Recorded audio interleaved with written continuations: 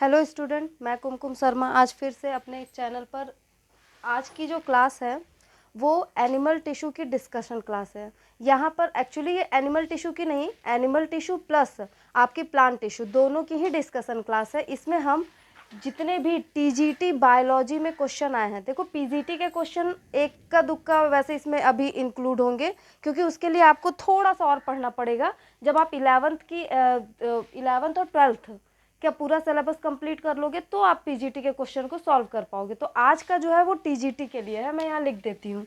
ये जो क्लास है वो किसके लिए है? TGT bio. ठीक है, तो अगर किसी को टीजीटी बायो की प्रिपरेशन करनी है तो वो इस क्लास को देख सकता है। इसमें वो सारे क्वेश्चन दिए गए हैं या डिस्कस होंगे जो आपके टीजीटी में पूछे गए थे, सारे प्रीवियस ईयर क्वेश्चन है। सबसे पहला जो क्वेश्चन है वो क्या है? सार्कोसोम्स आर। देखो सार्कोसोम का मतलब क्या होता है? सबसे पहले सार्को वर्ड का मैंने मतलब बताया था कि सार्को या मायो, ये दोनों वर्ड किसके लिए यूज़ होता है? ये दोनों वर्ड मसल्स के लिए यूज़ होता है। कहीं पे भी अगर मसल्स की बात हो रही है तो वहाँ पे सार्को वर्ड भी यूज़ हो सकता है या मायो, दोनों ही सही है। यहाँ पे क्या बोला है? सार्को। सार्को मतलब तो मसल है, चलो ठीक है, लेकिन यहाँ पे सब में मसल की ही बात कर रहा है। आपको क्वेश्चन को समझकर उसके आंसर को पकड़ने की टेक्निक बता रही हूँ। तो मसल से तो आप नहीं समझ पाओगे। आगे क्या लिखा है? सोम। सोम का यहाँ पे मतलब होता है माइटोकॉन्ड्रिया के लिए। ठीक है, माइटोकॉन्ड्रिया। तो इससे क्या हो गया कि मसल्स माइटोकॉन्ड्रिया को ही क्या बोलते हैं? सार्कोसोम बोलते हैं। ये आपका पहला क्वेश्चन आया था। दूसरा question, myofibrils are made up of. जो मायोफाइब्रिल्स होते हैं, अब आप सोचोगे कि मायोफाइब्रिल्स तो मैंने नहीं बताया। हाँ, मैंने इसके बारे में अभी डिस्कस नहीं किया क्योंकि ये मसल के स्ट्रक्चर का क्वेश्चन है, लेकिन ये बहुत नॉर्मल सा क्वेश्चन है जो मैं अभी डिस्कस करती हूँ। जो मसल्स होते हैं उसमें मैंने आपको नॉर्मली बताया था कि कॉन्ट्रैक्टाइल प्रोटीन होते हैं, याद आ रहा है? वो जो एक्चुअली में कॉन्ट्रैक्टाइल प्रोटीन होते हैं वो दो होते हैं, एक होता है मायोसिन और दूसरा होता है एक्टिन। ये दोनों के दोनों क्या होते हैं? कॉन्ट्रैक्टाइल प्रोटीन होते हैं। तो हमारी जो मसल है वो इस मायोसिन और एक्टिन की वजह से ही क्या करती है? कॉन्ट्रैक्ट करती है। तो यहाँ पर क्या पूछ रहा है? मायोफाइब्रिल्स। अब मैं आपसे क्वेश्चन पूछती हूँ कि एक्चुअली में मायोफाइब्रिल्स के बारे में हमने क्या पढ़ा था? आपको अगर याद हो तो हमने पढ़ा था कि जो मसल्स होते हैं, ठीक है, उसके अंदर के जो सेल्स होते हैं, मसल्स जिन सेल से मिलकर बना होता है, क्योंकि वो बिल्कुल लंबे इलोंगेटेड होते हैं तो उन्हीं को क्या बोल देते हैं? मायोफाइब्रिल्स। मायो मसल के लिए और फाइब्रिल्स मतलब फाइबर। तो सेल ही है लेकिन वो कैसे हो गए हैं? इलोंगेटेड हो गए हैं। अब ये पूछ रहा है कि ये बने किसके हैं? तो किसके बने होते हैं? मायोसिन और एक्टिन। ये दोनों के दोनों क्या होते हैं? प्रोटीन होते हैं। और कौन से प्रोटीन होते हैं? कॉन्ट्रैक्टाइल प्रोटीन होते हैं। थर्ड क्वेश्चन यहाँ पे पूछ रहा है striation in the striated muscle are due to. अब आपसे क्वेश्चन को समझना, जब हमने सबसे पहले मैं इस क्वेश्चन को बता देती हूँ, फिर मैं इसको हटाकर और आपको इसको अच्छे से डिस्कस करूँगी। देखो यहाँ पे पूछ रहा है the cation essential in the final contractions muscle is. मतलब आपकी जो मसल्स होती है उसमें नॉर्मली कॉन्ट्रैक्शन किसकी वजह से होता है? ये मायोसिन और एक्टिन प्रोटीन की वजह से, लेकिन वहाँ पे कुछ आयंस भी रिस्पॉन्सिबल होते हैं, तभी जाकर मसल्स का कॉन्ट्रैक्शन और रिलैक्सेशन होता है। वो आयन कौन से होते हैं? आप बहुत अच्छे से याद करिएगा, वेरी वेरी इंपॉर्टेंट क्वेश्चन है ये वाला। कौन सा? Calcium ion. कैल्शियम आयन सिर्फ और सिर्फ आपके बोन के लिए इम्पॉर्टेंट नहीं होता है, ये बहुत सारे एक्टिविटीज़ के लिए भी इम्पॉर्टेंट होता है। तो एक तो मसल कॉन्ट्रैक्शन के लिए भी कैल्शियम आयन की ज़रूरत होती है। ठीक है, नेक्स्ट क्वेश्चन है muscle surrounding the प्यूपिल of human I R. अब देखो इसको अभी छोड़ दो और इसको छोड़ दो, पहले इसको समझते हैं। Blood vessels are internally lined by. देखो ब्लड वेसल्स की अगर हम बात करें तो आपको क्या मैंने बताया था कि जो ब्लड होता है वो क्या करता है? नॉर्मली इस तरीके से लाइंड होती है। ठीक है, बहुत ही सिंपल। अगर मैं सिंपल वर्ड में बोलूँ तो ब्लड का काम क्या होता है? गैसियस एक्सचेंज करना। ठीक है, वो गैस का क्या करता है? एक्सचेंज करता है। भाई ब्लड के थ्रू ही तो ऑक्सीजन जो होता है वो सारे जितने भी ऑर्गन्स होते हैं उन तक पहुंचता है, और वहाँ से जो भी वेस्ट मटेरियल होता है जैसे लाइक कार्बन डाइऑक्साइड, उसको क्या कर दिया जाता है? इसमें डिपॉजिट कर दिया जाता है। तो ब्लड क्या कर रहा है? ऑक्सीजन को किसी भी ऑर्गन तक लेकर जा रहा है और जो भी कार्बन डाइऑक्साइड है उसको वापस इसमें ला रहा है। तो आप मुझे बताओ कि अगर इसकी वॉल कैसी होनी चाहिए। भाई इसमें क्वेश्चन क्या पूछा, blood vessels are internally lined by, मतलब जो ब्लड की वेसल्स है वो अंदर से किस तरीके से लाइंड होती है। सिंपल सा क्वेश्चन है, इसके लिए आप लोग ना रटो मत, सिर्फ लॉजिक लगाओ कि ब्लड का काम क्या होता है। ब्लड का काम होता है गैसियस एक्सचेंज करना। अगर इसकी वॉल मोटी हुई तो क्या ये गैसियस एक्सचेंज कर पाएगा आसानी से? नहीं, क्योंकि ये तो डिफ्यूज़न की प्रोसेस से गैसियस एक्सचेंज करता है। तो इसकी वॉल कैसी होनी चाहिए? पतली होनी चाहिए। और मैंने आपको बताया था कि स्क्वैमस एपिथीलियम जो होती है वो सबसे सिंपलेस्ट एपिथीलियम होती है। तो यहाँ पे कौन सा हो जाएगा? स्क्वैमस एपिथीलियम हो जाएगा। देखो कॉलमिनार क्यों नहीं होगा? कॉलम में मैंने बताया था कि ये लंबे लंबे से होते हैं इस तरीके से। हमें क्या चाहिए? बिल्कुल पतले से होने चाहिए, पतले पतले। तो ये लंबे हैं इसलिए नहीं होगा। सेंसरी एपिथीलियम का मतलब क्या होता है? जितने भी सेंस ऑर्गन होते हैं, नॉर्मली आपने बचपन से पढ़ा है सेंस ऑर्गन क्या होता है, उसमें जो एपिथीलियम पाया जाता है उसे हम सेंसरी एपिथीलियम, ब्लड कोई सेंस ऑर्गन नहीं है तो वहाँ पे सेंसरी एपिथीलियम नहीं होगा। और सिलिएटेड का मतलब क्या होता है? जैसे अगर ये कॉलमिनार एपिथीलियम में हम यहाँ पर इस तरीके से कुछ आपको किस तरह कह सकते हो, ब्रश लाइक, ब्रश देखिए हो ना, ब्रश का ऊपर का लेयर, उस तरीके से स्ट्रक्चर देखने को मिलता है, इसी को बोलते हैं सीलिया। तो अगर सीलिया प्रेजेंट हो गया तो उसे हम सिलिएटेड एपिथीलियम कहते हैं। एक चीज़ आप बहुत अच्छे से समझना कि सिलिएटेड एपिथीलियम कहाँ पाया जाता है। जैसे जहाँ पे भी ना मूवमेंट की ज़रूरत होगी, ये जो सीलिया होता है ना मूवमेंट करवाता है, वहाँ पर सिलिएटेड होता है। यहाँ कोई मूवमेंट नहीं हो रहा है, सिर्फ सिंपल डिफ्यूज़न हो रहा है। अभी हम इसको भी डिस्कस करेंगे आगे की क्लास में, ठीक है। तो ये आपके कुछ क्वेश्चन थे, अभी मैं ये 2 क्वेश्चन आपको अच्छे से बताती हूँ। तो तब तक के लिए आप इसके स्क्रीनशॉट ले लो, कोई ना मैं यहीं पे बता दूंगी आपको, इसको मिटाने की ज़रूरत नहीं पड़ेगी। रुक जाइए आप। देखो सबसे पहले इसको देखते हैं। Muscle surrounding the प्यूपिल of human I R. यहाँ पे क्या कह रहा है कि जो मसल्स है जो सराउंड है कहाँ पे? प्यूपिल। प्यूपिल क्या होती है? आपके आंखों में स्ट्रक्चर होता है, ह्यूमन आई की बात कर रहा है, ठीक है। ह्यूमन आई की जो प्यूपिल है वहाँ पे जो मसल्स है वो किससे बनी हुई है? अब देखिए यहाँ पे आपके ऑप्शन क्या दिए हैं, unstriated and involuntary, striated and voluntary, unstriated and voluntary और स्ट्राइटेड एंड वॉलेंट्री। मैंने जब आपको पढ़ाया था मसल्स फाइबर के बारे में और वहाँ पे आपको 3 चीज़ों के बारे में बताया था। कौन कौन से थे आपके? एक तो आपका कार्डियक मसल था, दूसरा आपका स्मूथ मसल था, या इसको हमने स्केलेटल मसल बोल दिया था, स्केलेटल मसल, और थर्ड जो था वो विसरल मसल था। याद आ रहा है? नहीं आ रहा तो आप पिछली क्लास को एक बार रिवाइज कर सकते हैं। वहाँ पे मैंने बहुत अच्छे से बताया था, इन तीनों को डिफरेंस फॉर्म में बताया था कि जो आपकी स्केलेटल की मसल्स होती है उसमें स्ट्राइशंस देखने को मिलता है। किस तरीके से मिलता है? मान लो ये एक स्केलेटल की मसल्स है तो इस तरीके से आपको क्या देखने को मिलेगा? स्ट्राइशंस देखने को मिलता है, मतलब डार्क और लाइट बैंड होते हैं। इसी डार्क और लाइट बैंड को क्या बोलते थे? स्ट्राइशंस बोलते थे।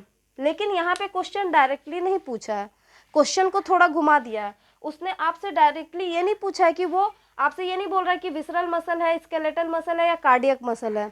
उसने आपसे क्या बोला कि जो आपकी ह्यूमन आई है उसके प्यूपिल की मसल्स जो होती है वो किसकी बनी होती हैं। तो एक चीज़ आप याद रखना कि स्केलेटल मसल्स में मैंने क्या बताया था, जो बोन से जुड़ी हुई मसल्स होती है उसको स्केलेटल मसल्स कहते हैं। ये जो ह्यूमन आई की मसल्स हैं, जो आई की मसल्स है वो बोन से जुड़ी हुई नहीं होती है, तो वो स्केलेटल मसल तो हो ही नहीं सकता। तो ये तो ऑप्शन होगा नहीं, सिर्फ लॉजिक लगाओ।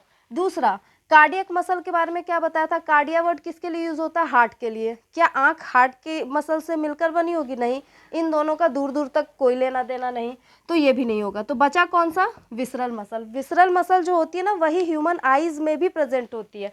तो यहाँ पे एक्चुअली किसके बारे में बात कर रहा है? विसरल मसल्स के बारे में। और मैंने विसरल मसल्स के बारे में आपको क्या बताया था? क्या होता है? देखो स्केलेटल मसल्स जो होते हैं वो क्या होते हैं? वॉलेंट्री होते हैं। बताया था कि वो अपनी इच्छा से, आप अपने हाथ को अपनी इच्छा से घुमा सकते हो, पैर को घुमा सकते हो, लेकिन आप अब कहोगे कि आंखों को भी तो इस तरीके से घुमा सकते हो, लेकिन अंदर की मसल खुद ब खुद कॉन्ट्रैक्ट और रिलैक्स कर रही है, वो आपके कमांड में नहीं है, ठीक है। तो ये क्या होता है, इनवॉलेंट्री। तो बस आप इस एक वर्ड से पकड़ सकते हो, ठीक है। तो एक तो इनवॉलेंट्री हो गया। अब देखो दो है इनवॉलेंट्री, ये भी है और ये भी है, ये दोनों तो होंगे नहीं क्योंकि वॉलेंट्री वाले इसमें ऑप्शन है नहीं।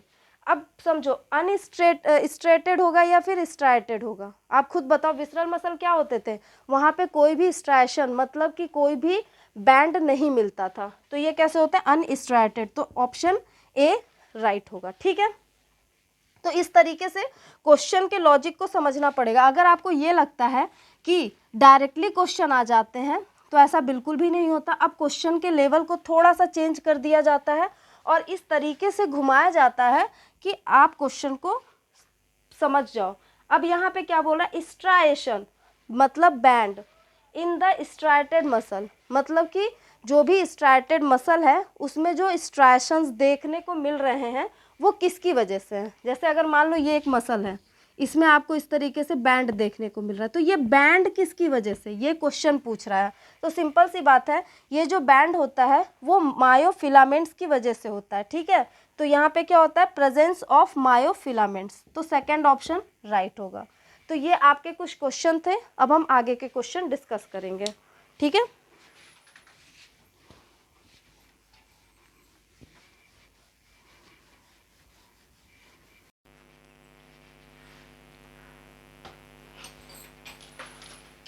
ठीक है, तो अब हम लोग कुछ और क्वेश्चन को डिस्कस करेंगे। क्वेश्चन क्या है, which of the following muscles, देखो ये मसल्स लिखा है, मैंने शॉर्टकट में लिखा है, are under voluntary nervous control. क्या बोल रहा है, वॉलेंट्री नर्वस कंट्रोल। हमने जब 3 तरीके के मसल्स को पढ़ा था, कौन कौन सा, अभी फिर से मैंने बताया था, एक था स्केलेटल मसल, दूसरा था कार्डियक मसल और तीसरा क्या था, विसरल मसल्स। तो हमने पढ़ा था कि कार्डियक मसल और विसरल मसल ये दोनों कैसे होते हैं, इनवॉलेंट्री। ये आपके इच्छा पर डिपेंड नहीं करते, आपकी विल पे डिपेंड नहीं करते हैं। ऐसा नहीं है कि आपका मन करेगा कि आज दिल मत धड़को तो वो नहीं धड़केगा, उसके मसल्स अपने आप कॉन्ट्रैक्ट और रिलैक्स होंगे। विसरल मसल जो भी इंटरनल ऑर्गन्स हैं उसके भी मसल्स जो होते हैं वो खुद से कॉन्ट्रैक्ट और रिलैक्स होते हैं, मतलब वो ये दोनों कैसे होते हैं, इनवॉलेंट्री होते हैं। यहाँ पे क्या बोला, वॉलेंट्री नर्वस, तो कौन सा होगा, स्केलेटल मसल। तो क्वेश्चन में सिर्फ और सिर्फ कीवर्ड को पकड़ो कि क्वेश्चन क्या कहना चाहता है, कितना भी लंबा क्वेश्चन हो, कीवर्ड अगर आप पकड़ लोगे तो क्वेश्चन सॉल्व कर लोगे। तो यहाँ क्या हो जाएगा, स्केलेटल मसल। कार्डियक मसल होगा नहीं। स्मूथ मसल भी किसको बोलते हैं, विसरल मसल को। तो स्मूथ मसल या विसरल मसल एक ही बात है, ये भी क्या हो जाएगा आपका, इनवॉलेंट्री होगा। अब पूछ रहा है फाइब्रस टिश्यू, मतलब फाइब्रस टिश्यू जो होता है connects bone to bones is called, जो दो बोन्स को जोड़ते हैं। मतलब यहाँ पे देखो क्वेश्चन क्या कह रहा है, बोन टू बोन को कौन जोड़ेगा, भाई दो बोन का मतलब क्या है, बोन टू बोन। और हमने क्या पढ़ा था, बल्ब, याद आ रहा है ट्रिक, बोन टू बोन कौन जोड़ता है, लिगामेंट्स। तो बस देख लो कहाँ है लिगामेंट्स, ये ऑप्शन नंबर सी, ठीक है। नेक्स्ट क्वेश्चन है, आफ्टर प्रोलॉन्ग्ड वर्क, मतलब जब आप बहुत ज़्यादा देर तक सीवियर एक्सरसाइज करते हो, नॉर्मल एक्सरसाइज नहीं, जब आप सीवियर एक्सरसाइज करते हो तो आपकी जो मसल्स होती है वो थक जाती है, उसे बोलते हैं मसल फटीग। दिख रहा है आपको, मसल फटीग क्या होता है, सीवियर एक्सरसाइज करने पे मसल्स जो होती हैं वो थक जाती हैं, उसी को हम मसल फटीग कहते हैं। और ये मसल्स फटीग किसकी वजह से होता है, ये आपसे क्वेश्चन पूछा है, तो वहाँ पे क्या हो जाएगा, लैक्टिक एसिड की वजह से होता है। पायरुविक एसिड की वजह से नहीं होगा, सिट्रिक एसिड भी नहीं होता है, ग्लूकोज कन्वर्ट ग्लाइकोजन ऐसा कुछ भी नहीं, क्या होता है, लैक्टिक एसिड। मैंने बताया था आपको कि नॉर्मली क्या होता है, जब हम बहुत ही ज़्यादा सीवियर एक्सरसाइज करते हैं तो धीरे धीरे जो हमारे बॉडी में ऑक्सीजन है वो क्या हो जाता है, कंज्यूम हो जाता है, मतलब ख़त्म हो जाता है। ऑक्सीजन की कमी की वजह से वहाँ पे कौन सा रेस्पिरेशन होने लगता है, एनारोबिक रेस्पिरेशन। और इस एनारोबिक रेस्पिरेशन में ही क्या बनता है, लैक्टिक एसिड बनता है। तो अगर क्वेश्चन में यहाँ मान लो लैक्टिक एसिड ना देके पूछता कि किस तरीके के रेस्पिरेशन में होता है, तो क्या आपका ऑप्शन होता है एनारोबिक रेस्पिरेशन, ठीक है। नेक्स्ट होता है टेंडन्स कनेक्ट, जो टेंडन होते हैं वो किससे कनेक्ट होते हैं, तो इसका ट्रिक क्या बताया था, टेंडन के लिए मैंने बताया था MTV, क्या था, मसल्स जब बोन से कनेक्ट होती है तो क्या होता है, टेंडन होता है। तो देख लो, मसल्स टू मसल नहीं, मसल्स टू बोन, हाँ, तो यहाँ पे क्या हो जाएगा, मसल्स जब किससे कनेक्ट होता है, आपके बोन से कनेक्ट होता है, ठीक है।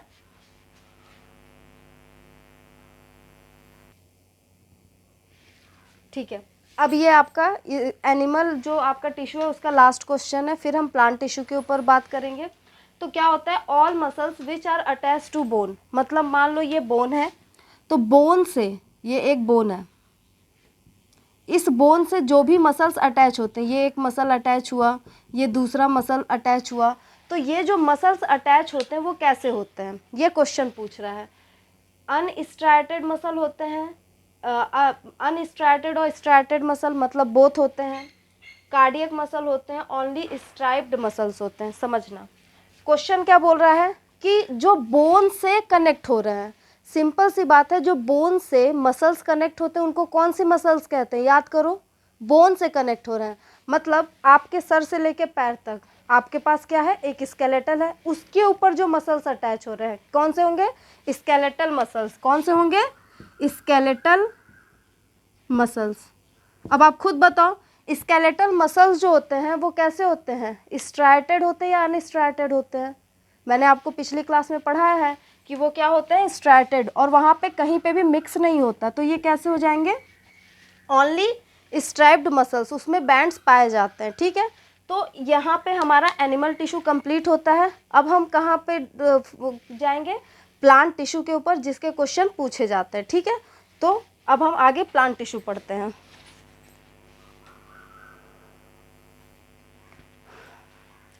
ठीक है, तो अब हम प्लांट टिश्यू के कुछ क्वेश्चन को डिस्कस करेंगे। हमने एनिमल टिश्यू के क्वेश्चन को डिस्कस कर लिया जो TGT बायोलॉजी में पूछे गए थे। सबसे पहला क्वेश्चन है, companion cell are usually associated with, मतलब जो कंपेनियन सेल है वो किसके साथ एसोसिएट होता है। इसके लिए आपको फ्लोएम के बारे में पता होना चाहिए, हमने पढ़ा था, जब फ्लोएम का हमने पढ़ा था तो उसमें हमने क्या पढ़ा था फ्लोएम के बारे में, कि जो फ्लोएम होता है उसमें एक सीव ट्यूब होता है, याद आ रहा है, इस तरीके का मान लो एक सीव ट्यूब है, इस सीव ट्यूब के अंदर क्या होता है, लार्ज सेंट्रल वैक्यूल होता है, साइटोप्लाज्म होता है, सारी चीज़ें होती हैं, और ये लिविंग भी होता है, ठीक है। ये एक सीव ट्यूब है मान लो, लेकिन इसके पास खुद का न्यूक्लियस नहीं होता है। और न्यूक्लियस के बारे में क्या बताया था कि भाई वो हमारे बॉडी में किस तरीके से है, जैसे हमारी बॉडी में ब्रेन है, तो बिना ब्रेन, अगर ब्रेन निकाल दे तो हमारी बॉडी किसी काम की नहीं रहेगी, उसी तरीके से न्यूक्लियस ही नहीं है, भाई फंक्शन कैसे ऑर्गेनाइज करेगा, सारी चीज़ें तो हैं लेकिन न्यूक्लियस ही नहीं है। तो इसको सपोर्ट कर कंपनी देने के लिए एक और सेल आता है, इसी को कंपेनियन सेल कहते हैं, जो क्या इसके पास खुद का न्यूक्लियस होता है, तो ये न्यूक्लियस इसको दे देता है, याद आ रहा है, कंपनी देने के लिए आया है, किसको, सीव ट्यूब को कंपनी देने के लिए आया है। तो क्या हो जाएगा, फाइबर्स नहीं, ट्रैकिट्स नहीं, वेसल्स नहीं, ये दोनों किसके एग्जाम्पल है, जाइलम के और सीव ट्यूब, हाँ सीव ट्यूब होता है। इसको एक और तरीके से बता सकती हूँ, चाहे तो आप ऐसे याद रखना कि कंपनी देने आया किसको, कंपेनियन सेल को, ठीक, कंपेनियन सेल सीव ट्यूब को कंपनी देने आया, या फिर आप याद रखो PSC, PSC जानते हो, पब्लिक सर्विस कमीशन, नहीं, यहाँ पब्लिक सर्विस कमीशन नहीं है। P मतलब फ्लोएम, किसका स्ट्रक्चर है ये, फ्लोएम का। S मतलब सीव ट्यूब, और C मतलब कंपेनियन सेल। कई बार क्वेश्चन पूछता है इनमें से कौन सा स्ट्रक्चर है जिसमें खुद का न्यूक्लियस नहीं होता, तो सीव ट्यूब हो गया। तो कैसे भी याद रखो, PSC से याद रखो, आसानी से याद रहेगा। अगला, the term protoplasm was first proposed by, देखो ये डायरेक्ट क्वेश्चन है कि जो टर्म प्रोटोप्लाज्म है उसको किसने दिया था, तो याद रखिएगा पुरकिंजे नाम के जो साइंटिस्ट थे उन्होंने ही टर्म प्रोटोप्लाज्म को दिया था। आसान है याद रखना, P से प्रोटोप्लाज्म, P से पुरकिंजे। Phloem always flows from a, जो फ्लोएम होता है उसका काम क्या होता है, दो वर्ड हमने पढ़ा था, जाइलम और फ्लोएम। मैंने बताया था जाइलम को कैसे याद रखोगे, जल मतलब जल, और फ्लोएम को फूड, ठीक है। तो ये क्या करता है, फूड का जो कंडक्शन करवाता है उसको हम फ्लोएम कहते हैं। और मैंने इसमें बताया था आपको कि जो फूड का कंडक्शन करवाएगा वो क्या कर रहा होगा, एक जगह पे पहले तो फूड बनेगा, नॉर्मली कहाँ पे बनता है, जो आपकी हरी जो ग्रीन लीव्स होती है वहाँ पे फूड का फॉर्मेशन होता है, उसको हम क्या कहते हैं, सोर्स कहते हैं। और जिस भी जगह पे उसको जाना है उसे हम सिंक कहते हैं। तो देखो क्या लिखा है, sugar source to sugar sink, सही है। आगे भी देख लेते हैं, sugar sink to sugar source, नहीं भाई, जहाँ पे कमी है वहाँ पे थोड़े ना कुछ होगा, पहले जहाँ बनना है, सोर्स क्या है, लीव्स है, सोर्स से सिंक की तरफ जाता है, सिंक से सोर्स की तरफ नहीं, तो ये गलत हो गया। अगला, leaf to the xylem to the phloem, नहीं, देखो जाइलम टू द फ्लोएम की कोई बात ही नहीं है। जाइलम का काम क्या है, जल, वाटर के कंडक्शन में। फ्लोएम का काम, यहाँ पूछ फ्लोएम के बारे में रहा है, यहाँ कह कुछ और रहा है, तो ये तो बिल्कुल नहीं होगा।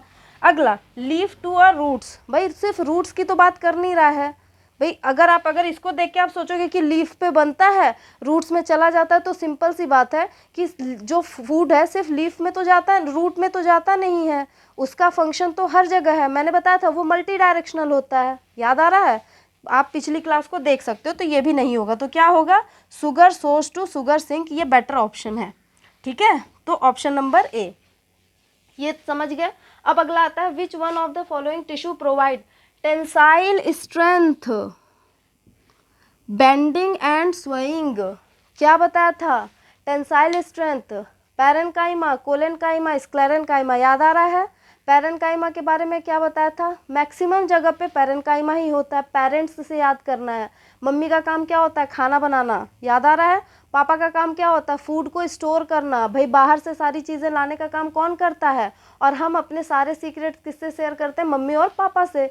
तो इससे आपको याद रखना था पैरेन्काइमा। यहाँ पे पैरेन्काइमा के बारे में तो फूड स्टोरेज दिया क्या, नहीं, इसने कहीं पे भी फोटोसिंथेसिस की बात की क्या, नहीं, तो पैरेन्काइमा नहीं होगा। अब बात करते हैं स्क्लेरेन्काइमा। स्क्लेरेन्काइमा को हमने क्या बताया था कि सबसे जो डेड टिश्यूज, क्योंकि यहाँ पे क्या होता है, लिग्निन जाकर डिपॉजिट हो जाता है, याद आ रहा है। और लिग्निन जो होता है वो क्या करता है, इम्परवियस होता है गैसेस के लिए और वाटर के लिए। तो जो सेल होता है वो धीरे धीरे क्या हो जाता है, डेड। तो ये क्या देता है, हार्डनेस प्रोवाइड करता है। याद आ रहा है वो नारियल का जो ऊपर की लेयर होती है कितनी हार्ड होती है, किसी को खींच के मार दो तो सर तो फूट ही जाएगा। तो स्क्लेरन, वहाँ पे क्या होता है, स्क्लेरेन्काइमा होता है। अब बचा एरेन्काइमा। एरेन्काइमा में सिर्फ एलिमिनेट करना, ये तो होगा नहीं, ये भी होगा नहीं। एरेन्काइमा का मतलब क्या बताया था, जो आपका पैरेन्काइमा है जब वो मॉडिफाई हो जाता है और उसमें कुछ आपको लार्ज वैक्यूल्स मिलते हैं, जो खाली खाली वैक्यूल्स जिसमें एयर फिल हो जाता है, तो उसे हम क्या बोलते थे, एरेन्काइमा। तो टेंसाइल स्ट्रेंथ की तो बात ही नहीं की इसने, तो ये भी नहीं होगा। बचा क्या, कोलेनकाइमा। कैसे याद रखना था, ट्रिक क्या था, कॉल से कैसे याद रखोगे भाई, कॉल जब से मोबाइल आया तब से क्या हो गया, लाइफ जो है बड़ी ईजी हो गई है, फ्लेक्सिबल हो गई है। ठीक है, तो ये कैसी होती है, फ्लेक्सिबिलिटी दे दी है। यहाँ पे क्या होती है, फ्लेक्सिबिलिटी। टेंसाइल स्ट्रेंथ की बात कर रहा है, मतलब फ्लेक्सिबिलिटी कहाँ कहाँ पे पाया जाता है, जो लीफ की पेटियोल होती है, मान लो ये लीफ है, ठीक है, इसकी ये जो पेटियोल होती है यहाँ पे होती है, जो मोनोकॉट्स होते हैं उनके पास होती है, ताकि उनमें स्ट्रेंथ हो। ऐसा ना हो कि हवा चले तो इस तरीके से हुए तो फिर वापस अपने पोजीशन पे ही ना आ पाए। तो जहाँ पे भी स्ट्रेंथ चाहिए, और लीफ की मार्जिन्स पे भी होता था, मतलब लिमिटेड जगह, जैसे कॉल आप लिमिटेड लोगों को करते हो, उसी तरीके से कोलेनकाइमा भी लिमिटेड जगह होता है, और इसका काम क्या होता है, tensile strength, bending and swaying. ठीक है, याद आ रहा है। तो क्या हो जाएगा, कोलेनकाइमा। अब अगला बोलता है, sorry, the abscission layer is formed by. अब आप सोचोगे ये एब्सिशन लेयर क्या होती है, हाँ मैंने इसके बारे में आपको नहीं बताया, लेकिन ये नॉर्मल सी चीज़ें हैं, आप समझ जाओगे। जैसे जो पत्तियाँ होती हैं, पहले वो छोटी सी होती हैं, फिर धीरे धीरे वो यंग होती हैं, फिर धीरे धीरे जब वो क्या हो जाती है, मेच्योर हो जाती हैं, तो कुछ टाइम बाद वो खुद से क्या होती है, पत्तियाँ गिर जाती हैं और नई पत्तियाँ आ जाती हैं, मतलब पत्तियों की फॉल हो जाती है। उसी फॉलिंग को एब्सिशन कहते हैं। ठीक है, पत्तियों का जो गिरना होता है उसे हम एब्सिशन कहते हैं। एब्सिशन क्यों हो रहा है, क्योंकि उस जगह पर आकर क्या हो गया, पैरेन्काइमा सेल्स आ गए हैं। ठीक है, पैरेन्काइमा की वजह से ही वहाँ पे क्या बन गया, पैरेन्काइमा बन गया, इसीलिए वहाँ पे क्या हो जाएगा, एब्सिशन हो जाएगा। तो ये कुछ चीज़ें थी, आगे के क्वेश्चन डिस्कस करते हैं। देखो अब अगला क्वेश्चन क्या है कि permanent tissue with various cell in plants is. देखो परमानेंट टिश्यू में मैंने 2 तरीके के बताया था। परमानेंट जो टिश्यू होते हैं वो 2 तरीके के होते हैं। एक होता है क्या, सिंपल परमानेंट टिश्यू, मैंने शॉर्टकट में लिखा, और एक होता है कॉम्प्लेक्स परमानेंट टिश्यू। सिंपल वाले में मैंने क्या बताया था कि इसके जो सेल्स होते हैं वो सारे के सारे कैसे होते हैं, बिल्कुल सिमिलर होते हैं, ठीक है, तो वो सिंपल परमानेंट टिश्यू हो जाता है। और कॉम्प्लेक्स में अलग अलग तरीके के सेल आपस में मिलकर फंक्शन एक ही ऑर्गेनाइज करेंगे, लेकिन सेल्स अलग अलग हैं। इसको मैंने आपको पाम रूल से बताया था। जैसे ये 5 फिंगर्स हैं, लेकिन पांचों फिंगर क्या बिल्कुल एक जैसी दिख रही है, नहीं, सारी की सारी जो फिंगर्स हैं वो अलग अलग हैं, लेकिन ये काम क्या करती हैं, सारी मिलकर एक ही फंक्शन, जैसे लिखने का काम सब मिलकर तो कर रही हैं, कोई एक फिंगर तो उसमें इन्वॉल्व है नहीं, या किसी चीज़ को पकड़ना है। तो इसी तरीके से कॉम्प्लेक्स परमानेंट टिश्यू में जो टिश्यूज़ होते हैं, मतलब जो सेल्स होते हैं, वो अलग अलग होते हैं, लेकिन फंक्शन एक ही ऑर्गेनाइज करते हैं। क्वेश्चन में क्या बोल रहा है, permanent tissue with various cells मतलब अलग अलग इन प्लांट्स क्या हो जाएगा, कॉम्प्लेक्स टिश्यू हो जाएगा, ठीक है। देखो इंटरकैलरी मेरिस्टेम क्या होता है, हमने बताया था कि जो ग्रासेस होती हैं, जैसे ये जो ग्रासेस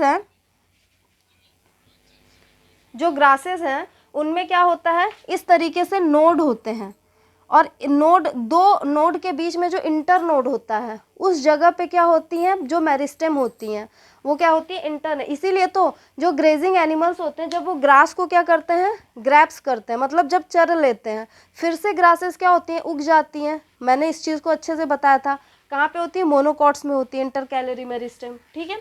अगला होता है in which plant structure a negative pressure potential is observe. क्या बोल रहा है, नेगेटिव प्रेशर पोटेंशियल किसमें देखने को मिलता है। देखो नॉर्मली 2 तरीके के प्रेशर पोटेंशियल होते हैं जो आप क्लास 11th में पढ़ोगे, ठीक है। मैं बस एक आपको नॉर्मल सा आइडिया लगा देती हूँ कि एक होता है पॉजिटिव, एक होता है नेगेटिव। भाई अगर समझा जाए तो ग्रेविटी किधर लग रही है, नीचे की तरफ। पानी कैसे आता है, ऐसे कुछ आ रहा है, मान लो ये एक प्लांट है, ठीक है, ये इसकी रूट्स है, रूट्स से पानी ऊपर की तरफ आ रहा है, मतलब ये एंटी ग्रेविटी नहीं लग रहा है ना, तो ये एंटी ग्रेविटी है, इसी को बोलते हैं नेगेटिव प्रेशर पोटेंशियल। तो किस में होगा, रूट जाइलम में हो जाएगा, ठीक है, तो यहाँ रूट जाइलम हो जाएगा। तो ये था आपका टिश्यू से रिलेटेड क्वेश्चन जो आपके टीजीटी बायोलॉजी में पूछे गए थे। अब हम इसके आगे जब हम 11th और 12th के सब्जेक्ट्स को पढ़ेंगे तो हम पीजीटी के क्वेश्चन को भी डिस्कस करेंगे। तब तक के लिए आप देखो, ये सारे क्वेश्चन आपके एग्जाम्स में आए हुए क्वेश्चन हैं और आप इसका लेवल देख सकते हो। तो अगर आप ऐसा सोचोगे कि चीज़ों को सिर्फ रट के आप क्वेश्चन सॉल्व कर लोगे तो ऐसा नहीं होगा, आपको लॉजिक लगाना पड़ेगा, तो आपको थोड़ा डीपली पढ़ना पड़ेगा। मैंने जो चीज़ें भी पढ़ाई हैं उससे सारे क्वेश्चन आए हुए हैं, तो आप एक बार उसको जाकर देख सकते हो। और thank you for watching my channel, thank you very much.